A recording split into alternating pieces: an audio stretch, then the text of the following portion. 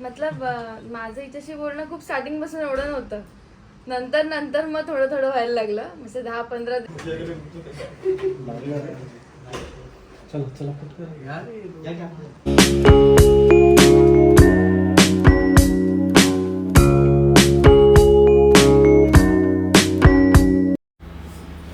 High hello welcome back to my channel.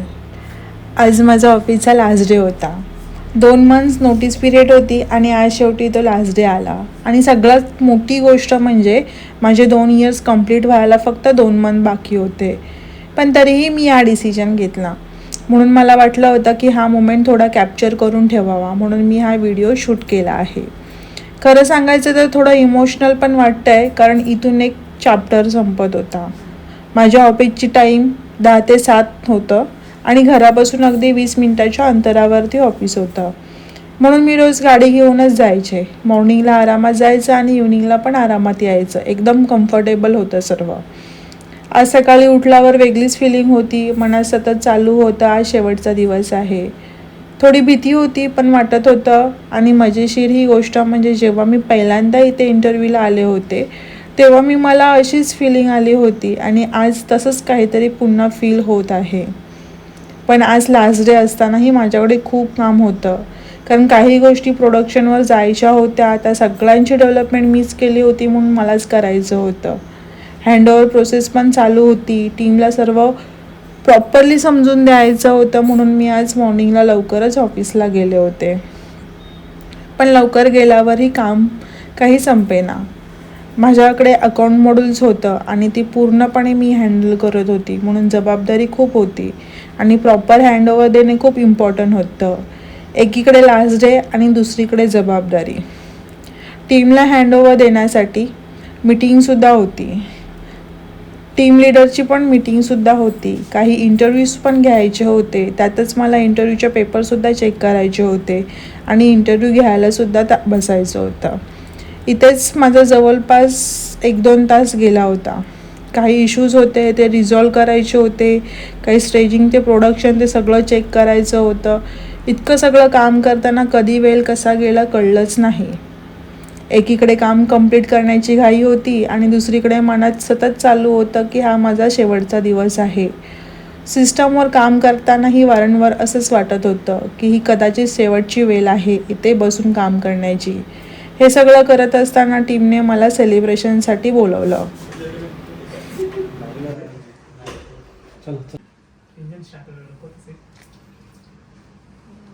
सुरुवातीपासूनच खूप support केला त्याने. अकाउंट्स मॉडेलमध्ये मी पण त्याला काही खूप हेल्प केली त्याला future जर्नीसाठी.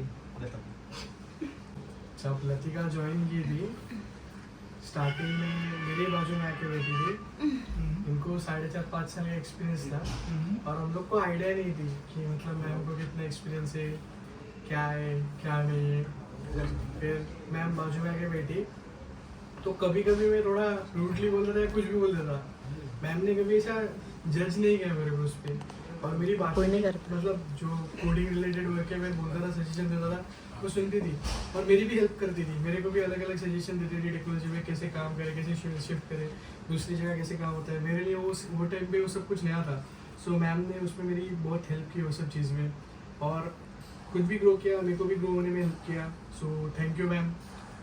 That's it. Thank you सुनने के लिए. बहुत सारी चीज़ें तुमने हेल्प किया मुझे. रातों में 2-2 बजे तक 3-3 बजे तक आइडियाज लेके वगैरह वगैरह. Thank you for everything. Thank you.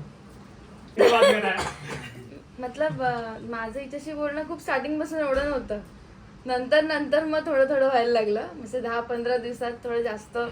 मग जेव्हा आम्ही पेपर टाकले त्याच्यानंतर आमचं जास्त पडलं. ये राज नहीं बताना था. हाँ नहीं ऐसे नहीं बता रही हूँ अभी. सब लोग हैं तो ठीक है. ये राज ये बताना चाहिए था.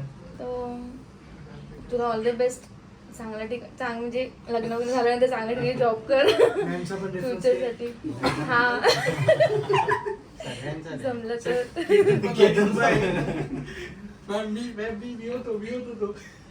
मी आणि त्याच मॅमने मला खूप सपोर्ट केलं होतं. कशात? कशासाठी मॅमचं म्हणजे पर्सनल रिलेशन जास्त होतं. वर्कमध्ये आमच्यासोबत इतकं काम नाही झालं. मोस्टली डेटा मायग्रेट वगैरे करायचं तेवढं झालं.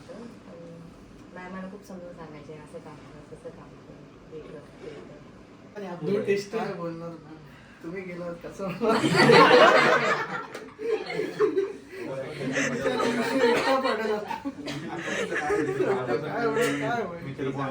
एक सोडून 2 जण दिलेत. 2 जण तिकडे जाऊन तिकडे सर बोलतात 4 जण आहेत अकाउंटला. मी शोधतोय 4 जण कोण.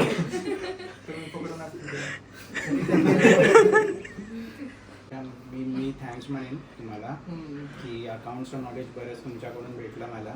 त्याच्यामुळे इश्यू समजून घ्यायला मिळालं.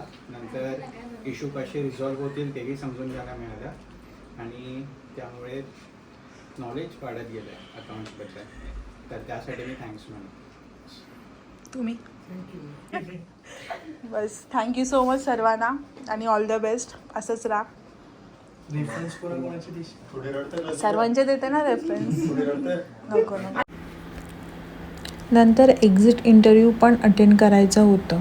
काही पेपर्स वर्क पण कंप्लीट करायचे होते. मी इतकी बिझी झाले होते की एक्झिट इंटरव्ह्यू घेणारे सर मॅडमना पण 7 नंतरला थांबावं लागलं होतं. असं करता करता आम्हाला ऑफिसमध्ये 8:30 वाजले. आता निघणंही गरजेचं होतं कारण मला कोकणात जायचं होतं आणि अजून पॅकिंग पण बाकी होती. मी 8:30ला ऑफिसमधून निघाले आणि ट्रॅफिकमुळे 9 वाजता घरी पोचले. घरी येऊन फ्रेश झाले, जेवण केलं आणि त्याच वेळी मी 10 वाजता दादरला निघाले. मी आधीच ठरवलं होतं की ट्रेननी जायचं कारण मला माहिती होतं की ऑफिसमधून उशीर होणारच होता. आम्ही दापोलीसाठी संध्याकाळी 7 वाजता गाड्या निघतात म्हणून त्या वेळेत पोचणं शक्यच नव्हतं. म्हणून मी आधीच ट्रेनची रिझर्वेशन करून ठेवली होती. दादर ते खेड असं ट्रेनने प्रवास आणि खेड ते दापोली असं एसटीने जायचं ठरवलं होतं. रात्री 12 वाजता दादरवरून माझी गाडी होती आणि मी 11:40ला दादरला पोचले. शेवटी मी खेडला पोचले. मी एकटीच गावी गेले होते. खेडला उतरून शेअरिंग ऑटो पकडली. ऑटोचे 30 रुपये झाले आणि मी बस स्टॉपवर गेले. एकटी असल्यामुळे थोडी उशिराचीच बस पकडली, जरा उजेडेल आणि मी आरामात घरी जाईन म्हणून.